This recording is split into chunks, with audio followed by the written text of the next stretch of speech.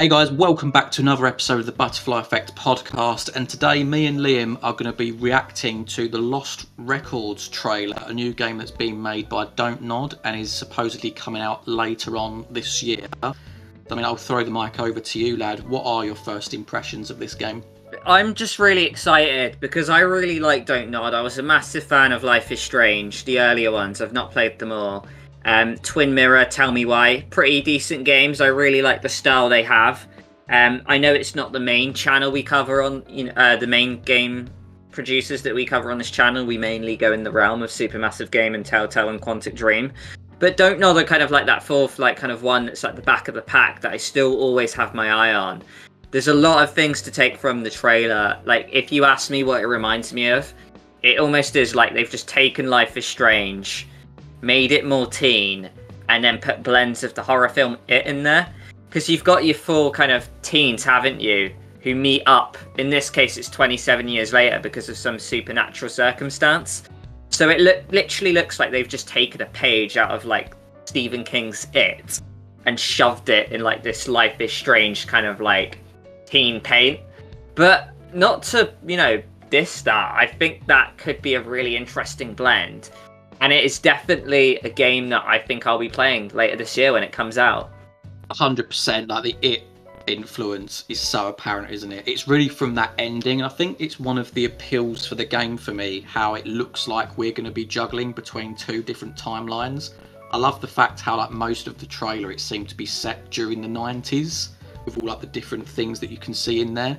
But then right at the end, it then clearly brings it to the present day where one of the characters is older and says 27 years, why now?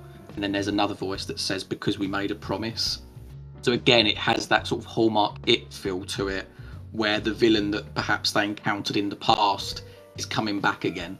And I swear, didn't they do the same in Jeepers Creepers as well? Isn't that a similar thing, where it comes back regardless every X number of years? Oh, potentially. I'm unsure on that one, actually. But yeah, I agree. I'm actually really sold. Like, I love that kind of, like, punk sort of sound to it. The song I was really sold by, set in the summer of 1995, which is, like, the year I was born in. So, like, I'm really intrigued by that. And I'm looking at the four main characters we have. Apparently their names are Swan, Nora, Autumn, and Cat. And they look kind of unique enough in their own rights that I just can't really wait to kind of get stuck in and sort of see who's who, where the friendships are, kind of what their personality traits are. But yeah, it'll be interesting to see if we play as one of them or if we can switch between the four. There's definitely, like, an intrigue about this game. The choices matter, the narrative adventure. And I don't know, like, it seems, as always with DontNod, that there could be some strong themes of, like, LGBT in there. So it's cool that, like, if, that's something you look for in your games, that you'll be able to enjoy that from, Lost Records, Bloom and Rage. Another thing as well, because I did, like, catch a little bit of an interview with someone from DontNod, and they did say, I don't know the absolute specifics, but they did say that they really liked, like, the magical realism elements of the first Life is Strange, of, like, how the player had agency to rewind time. So that's something that they bring into this game. So in terms of what they specifically mentioned was about the dialogue.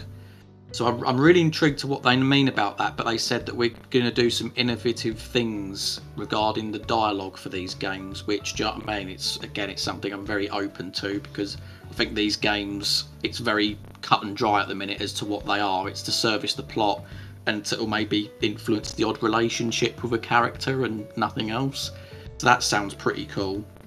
But it's so apparent. Like, if you're a Life is Strange fan, you're going to absolutely love this. Like, the number of things just in the trailer alone, where you've got, like, the sort of sitting in front of a sunset, on a hilltop or whatever, and then there's, like, they're clearly camping in a forest at one point, like, smoking and drinking. Like, there's so many, like, clear references there. So it really feels like that they're trying to, like, piggyback on the success of that franchise to try and kick this one off. Yeah, big time. So, really colour me intrigued on that one. So I reckon I'm going to be streaming this game this year. So if anyone is interested in that, feel free to join me on the channel when it comes out, because I'm sure I'll be there playing it right away, where we can relive our best Rachel Amber days, burning down forests, screaming at trees, which I'm sure Jack will appreciate as well.